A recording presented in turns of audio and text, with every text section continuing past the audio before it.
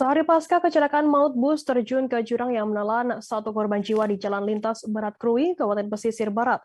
Bos sopir dan kernet bus nahas tersebut diamankan oleh pihak kepolisian. Keduanya diamankan untuk selanjutnya menjalani pemeriksaan. Namun, kondisi pengemudi dan kernet saat ini masih menjalani perawatan di Rumah Sakit Umum Daerah Alimuddin Umar, Kabupaten Lampung Selatan. Informasi lebih lengkapnya akan disampaikan oleh rekan jurnalis kami dari Tribun Lampung, ada Saidal Arif yang akan melaporkannya. Silakan rekan Saidal. Oke, terima kasih rekan Firda.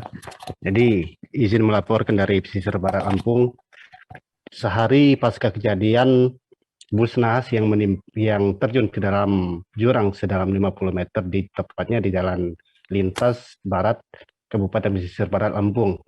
Jadi kedua sopir dan kernet bus tersebut saat ini memang benar sudah diamankan oleh pihak kepolisian Polres Lampung Barat. Kemudian kedua sopir dan kernet tersebut diamankan kemudian untuk dimintai keterangan. Namun untuk diketahui kernet dan bis sopir tersebut saat ini sedang menjalani perawatan di Rumah Sakit Umum Alimuddin Umar, Lampung Barat.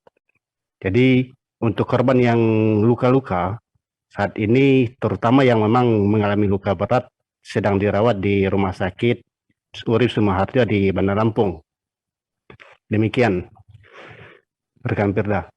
Baik, terima kasih rekan Saidal dari Tribun Lampung atas laporannya. Selamat bertugas kembali. Terima kasih sudah nonton. Jangan lupa like, subscribe, dan share ya.